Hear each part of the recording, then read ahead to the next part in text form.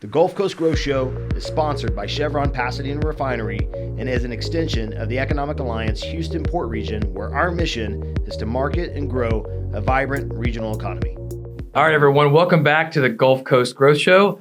I am your co-host, sitting in for your illustrious host, Jason Lee. I'm Zeke Smith, here with Chad Burke, President and CEO of the Economic Alliance Houston Port Region, and Russell Carter, Director of Business Development and Senior PM with Bowler, but most importantly for today's show, Chairman of the Gulf Coast Industry Forum, our signature event. Welcome, gentlemen. Glad to have both of you.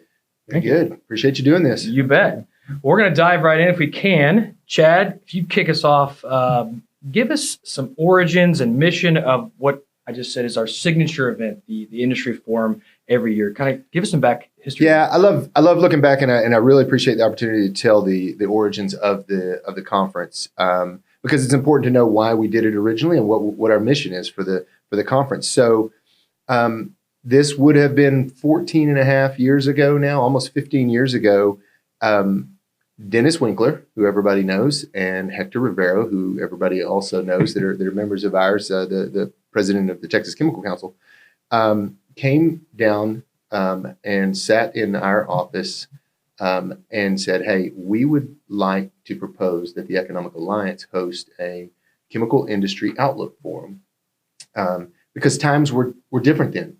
This was pre-shale revolution. This was very little capital investment going on into our industry, and we were just coming kind of out of the 2009 financial crisis, and so there was a lot of interest in, hey, what's happening, what's going on.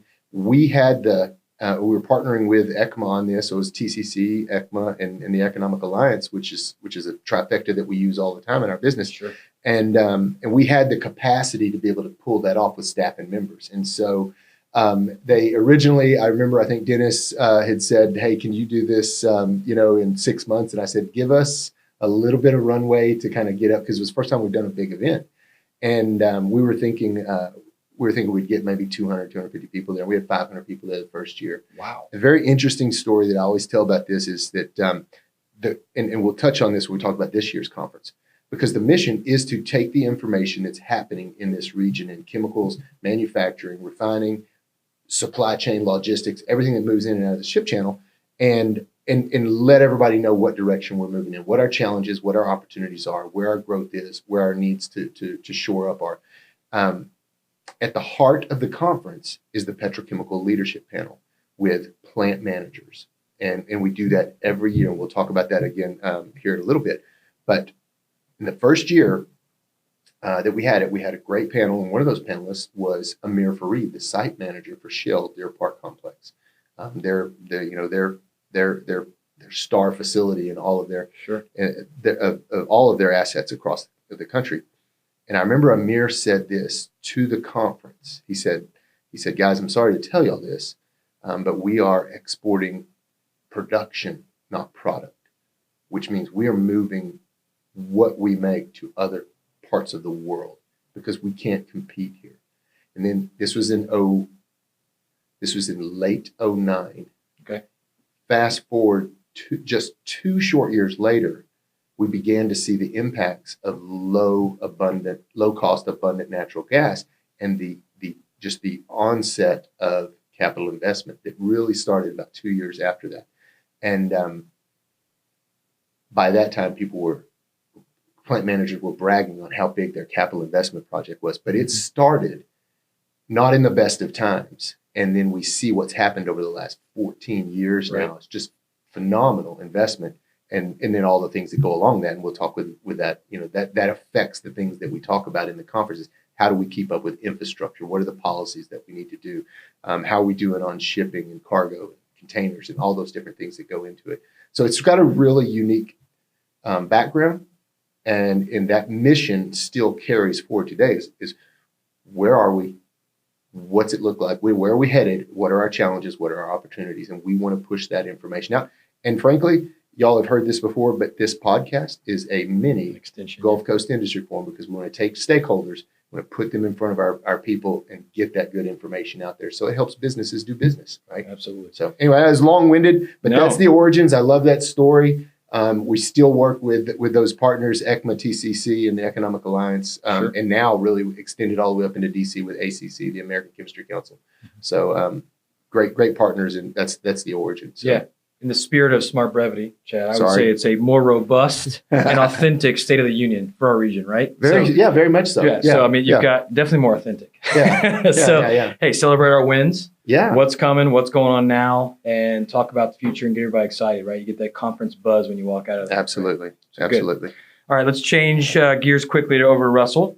So as we said earlier, chairman of the Gulf Coast Industry Forum, and this is your second year in that, third year? Second year as chairman.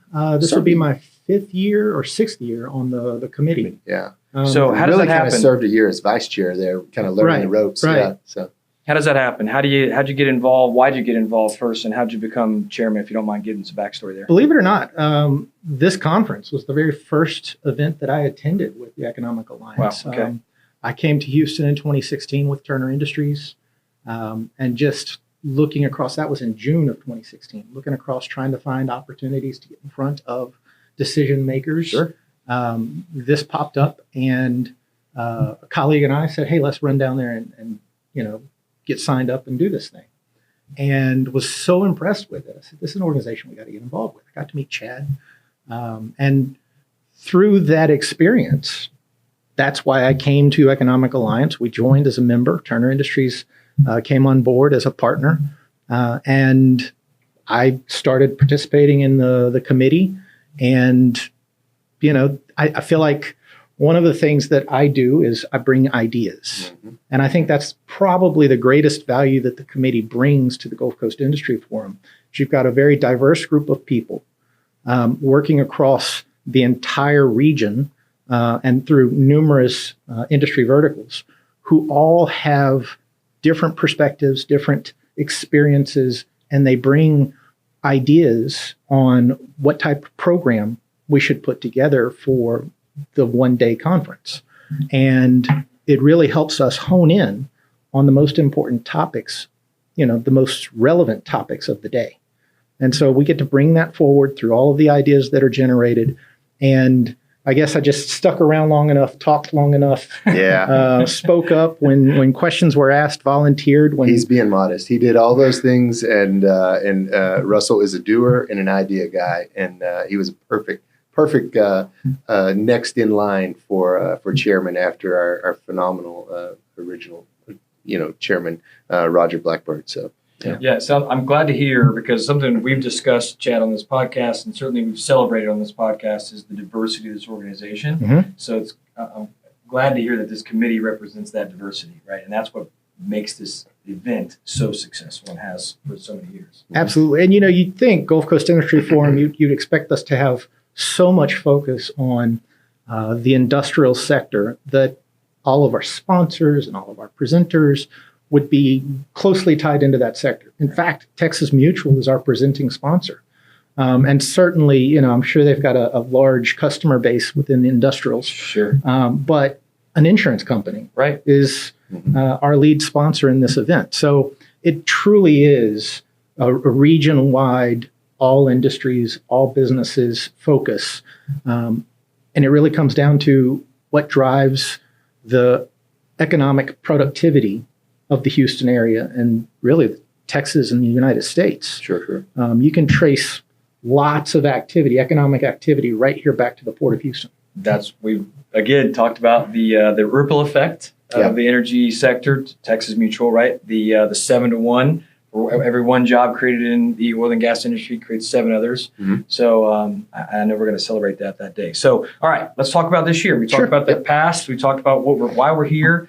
Talked about the event itself. But let's talk about this year. Let's get into the details. Russell, kick us off. Talk about all the exciting people and topics we're going to have this year. Well, first and foremost, we're going to kick the day off with our student breakfast at San Jacinto College at the CPET Center with Jim Griffin helping us put that together. And they're going to do a phenomenal job. We're going to have probably 100 to 120 high school students from across the Ship Channel region participate in that event. And, it's an opportunity for them to actually get a good idea of what it means to work in this industry, what leadership looks like in this industry, and how they can build pathways to successful, well-paying jobs at all levels, whether that's a skilled trade or whether that is a professional position in one of the facilities. They're going to get exposure to it. And then they'll come over to the main Pasadena Convention Center, to the main conference, and they'll get to experience all of the speakers and all of the events that we've got going on that day. And we'll kick off the day for our agenda with our supply chain panel discussion. With Some everything buzzword these days, oh, right? Absolutely. Important topic. So sure. Everything going on with supply chain, and it is improving, but there are still struggles. Houston, the Port of Houston had a huge bump in the number of vessel calls coming into the port because of some of the supply chain difficulties that our country faced. And that has been a big gain for us. We've seen a number of TEUs, container items that are coming into the port. We've seen that number increase steadily throughout the whole COVID experience, and it's only projected to continue to grow. So we're going to get a good discussion on what that supply chain is going to look like, what the supply chain challenges are, the improvements that are on the horizon. And we've got some really phenomenal supply chain leaders, global leaders, from some of our member companies, ExxonMobil, the Houston Pilots. Captain Clint. Yep. Former podcast guest, great guest. Yeah, absolutely. So we've got, a phenomenal panel there. And I think everybody's going to get a good idea of some of the anticipated changes that are going to occur in the coming years that will help improve overall supply chain performance, not just for the region, but for the country. Yeah, recent podcast with Tim Sensidig we just had on, I think it dropped recently. Supply chain expert talked a lot about that and got me excited to hear this panel. So I'm excited for that one to kick off the day. Awesome. Chad, what's next? We'll follow that up with, as I mentioned before, really kind of the heart of the whole day is the Petrochemical Leadership Panel. That's the really great name that somebody in the committee probably thought of for that panel. But basically what it is three of our plant or site managers each year. This year, and Jim Griffin, former plant manager, former chairman of ECMA, now working with the Lyondell Basell San Jacinto College CPET there, training our next generation, is our moderator. Tiffany Steele, who has been on this show in the Chevron studios, is one of our plant managers and panelists. Eric Bass from INEOS has a new project just come online. And then Anthony Wood, who is the Lyondell Basell Channelview plant manager, and they've got a brand new POTBA project that's just come online. Yep. So Tiffany's in the middle of building a really nice project there. Eric's project, the ACA project there at INEOS, is just coming online, as well as the one at Lyondell Basell. Yeah. So we're going to talk about it. And this again it happened last year, and it's been able to happen again this year. We've got site managers and SVPs talking about specific projects that are either under construction or just come online in the last couple of months. So really good conversation about what all's going on with each of those projects, what it means for the companies, what it means for the market, and so that'll be a good conversation. And Jim does a great job facilitating. He's done that a couple times. He does a nice job there. So absolutely good. Russell.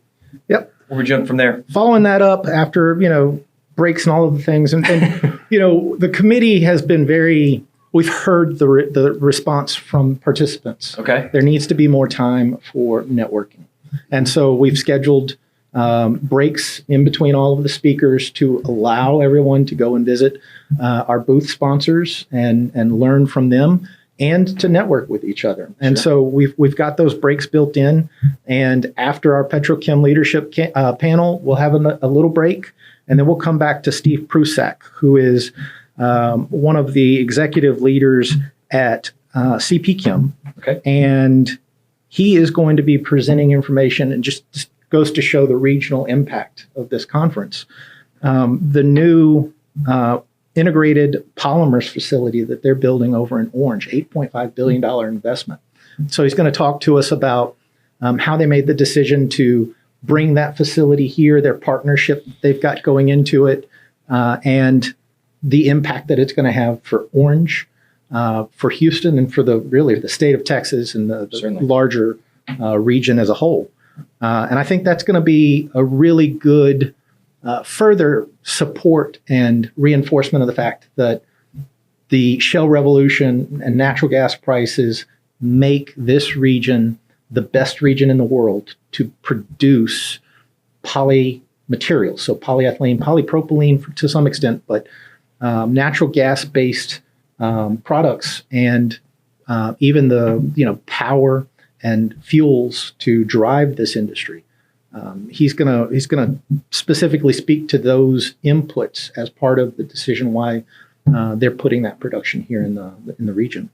I love that. Two things that one of our first episodes this season, Chad discussed the mission of this organization, right? Members doing business with members, and talking about new exciting projects and innovation in this region and how it's going to impact the region professionally, personally, people's ability to raise their families in this community and create immense economic opportunity for lots of folks. Yeah, and this is one of the biggest projects. I mean, you don't hear of too many $8.5 billion projects. There's been a couple of them that have landed over the last decade, but that's a big one. It's a football stadium, right? Right. Chad, what we got after that? Yeah, so after that we'll have a great lunch, and then right after we finish eating lunch, we'll have Chairman of the Port of Houston, Rick Campo, give us a state of the Port of Houston. There's a lot going on, as Russell mentioned. TEUs hit almost 4 million last year, and they continue to expand and work on widening of the ship channel, deepening some of the upper reaches. Just a lot of great things going on at the Port of Houston. And so we're really fortunate to have the chairman of the Port of Houston come in and really give us the once a year, hey, this is the state of the Port of Houston. These are all of the projects. This is the quantity that's moving through here. And these are some of the projects they've got going on. So a lot of good information. Rick does a fantastic job there. I'll go ahead and tell this real quick. And so we'll follow that up with our Industry Icon Award. Which this is an idea that was born out of the committee, and if I'm not mistaken, I think it's Russell's idea. But it's been fantastic. And it's our opportunity to honor some of those people that have just made tremendous contributions to what we do here and how we do things, and the whole industry and economy. We've got great nominations again for this year. It's always very, very difficult to pick a winner, but we're going to honor somebody really special this year, so it's going to be exciting. If I may, I think one of the finest trophies in business for the award winner of that award. So fantastic. A 3-foot tall limestone San Jacinto monument made from the stone off of the real monument is phenomenal. We've only got 2 of those left. Oof.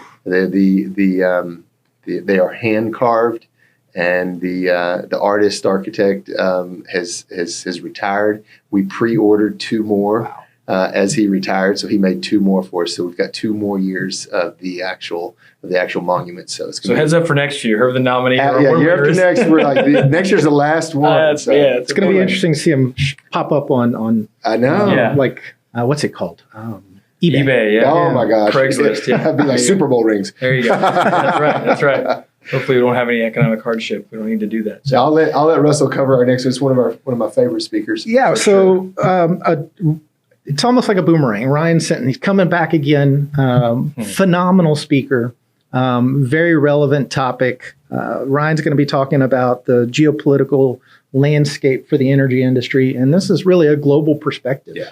Obviously, what we do here in Houston impacts the globe from a development perspective, from a research perspective, but also production. The global refining technologies all trace their origins back here. Sure. Some of the advancements that allow humankind to live comfortably and grow successfully all trace their origins back to here. And really, they all have their genesis from oil and gas. And so Ryan's going to help put that picture together and walk us through what the current conditions are and what the future looks like for oil and gas globally. And of course, just a phenomenal speaker. So that'll be one that everybody can look forward to. Ryan's a former keynote from here before, done this event multiple times, obviously former state political figure and CEO of his own company. So very dynamic speaker, very engaging. So if you come for nothing else, definitely come see Ryan. And one of the smartest guys I think I know. 100%. I agree. Even for an Aggie right now. Just kidding. All right, Chad, what's after, if you still have any energy left after Ryan? So, and we kind of end with a bang. Right after Ryan, we have a panel that I'm really excited about. And Shell approached us after last year's conference and said, hey, we really want to come in and tell our sustainability story. And what I call it is sustainability in action. They have created their own panel. We've got a phenomenal lineup of three of the folks from Shell from all different departments. And they're going to talk about how they're integrating hydrogen, carbon capture, and even advanced recycling into some of the projects that they've already done and then existing facilities. So it's really, we've heard a lot of talk. I get constantly asked the question, what are the sustainability projects? Where's our CCS? Where's our hydrogen? This is the first time we're going to sit down and hear from one of our owner operators about sustainability in action and their plan and look forward to incorporate these technologies in a way that lowers their carbon footprint. So and I've kind of gotten a peek into it because I've been able to sit down with them and hear from the plant managers and talk to it. So I'm really excited about it. It brings a kind of a breadth of knowledge that a lot of people don't have out there yet. What does that really mean? Hydrogen, how are you going to mix that in? What's CCS look like? Is it brand new equipment? Is it bolt on? What are we doing? Right. And so they're going to be able to have that conversation and talk about the capital investment, talk about the job creation, and the sustainability of it and what it really does for our industry. So very excited about that. Should be a great panel. I know they've kind of brought their A team to the game. And I'm really looking forward to it. I think we talked about buzzwords. That sustainability word has been a buzzword, and this inaction part you just mentioned, I think that excites me to hear. This is not what we can do. This is what we're doing today, which I think will be great. Yeah, so, very excited about that. Awesome, great. All right, Russell. So as we get to the latter half or stages of the day, where are we going? The final of the day is we've got I think a group that's going to bring it all home for the region. Okay. And we're calling this the Port Petrochem Impact for the Houston region. This is a panel discussion. We've got Hector Rivero with Texas Chemical Council and last year's recipient of the Industry Icon Award. Yes, we've got Bob Harvey from Greater Houston Partnership, Charlie Jenkins with Port of Houston, and then Senator John Whitmer. And so, that group's going to talk about basically all of the things, all of the day's discussion is going to sum up into how this region benefits all of the residents in the region, all of the jobs and the economy of the region, but how it extends beyond just Houston, just Texas, and the United States, and the impact that this region has really across the world and primarily here in the United States, and the importance of everything that we're doing. It's not one industry, it's not one company, it's not one vertical. It's all of it put together that makes it work for us. And so I think they're really going to paint the picture of how important every component is, every job, and what everyone does, and their contributions to not only sustain what we've got, but to grow it and to make it attractive for international investment, continued domestic investment, and to help our region grow and help these facilities grow and just add to the overall value that we as a ship channel region provide to the country. Wow. I'll tell you, that is a titan of Houston and Texas name list right there for that final panel. I think it's the Jordan Alvarez cleanup hitter of our panels, right? I mean, that's the goal. We've had some big names at this event before, I think, but overall in total, that's to me the most stacked lineup we've had in at least in a long time. So I just love it. So you've got, it's like Russell said, you've got the chemical industry represented with Hector and TCC. You've got the Port of Houston, the nation's #1 port, represented with Charlie Jenkins, who's done so much phenomenal work there over the years. You've got really one of the largest economic development corporate. I mean, the Greater Houston Partnership and Bob Harvey, their president, they represent 8 counties that surround Harris and 8 surrounding counties. So phenomenal growth there. And then you've got the state of Texas represented with the dean of the Senate, whose footprint comes down into the Houston Ship Channel, to talk about how it impacts the state of Texas. So you've got, like you said, you've got the Mount Rushmore of really what we're doing here with chemical and economic development and Port of Houston and then the state of Texas. So it should be a great conversation. I'm looking forward to it. I think the impact here really will shine in that last. And none of those folks are dull people, by the way. No, they're going to keep the energy high at the end of the day, for sure. That's for sure. So we've talked about the stack day. It's going to be awesome. When is this thing? I'm already excited. I'm ready to go. So we got a location, Pasadena Convention Center. What's the date, Chad? September 21st. Okay. Doors open early, but program starts at 9:00. Okay.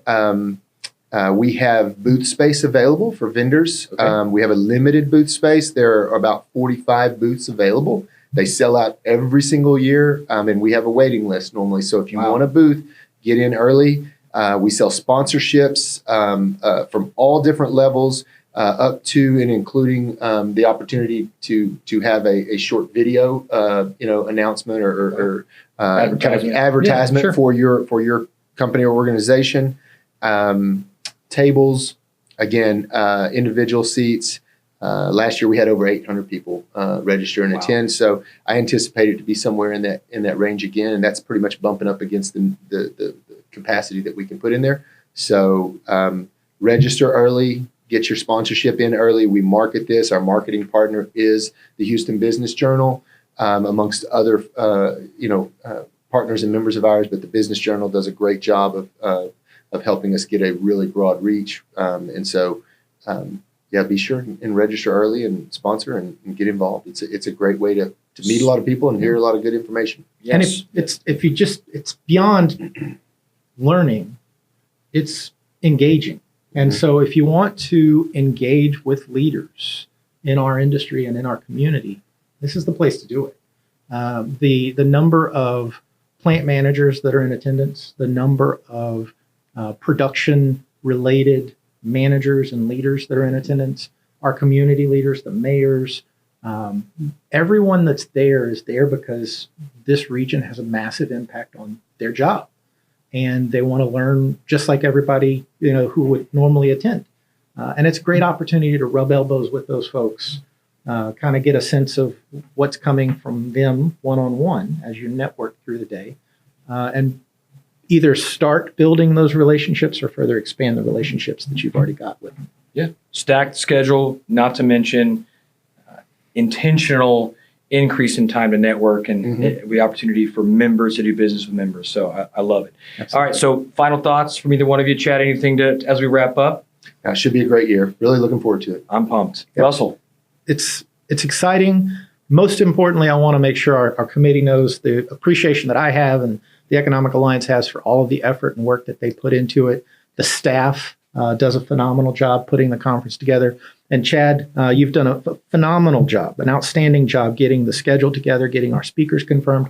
I think we are 100% confirmed on speakers, the earliest that we've ever been.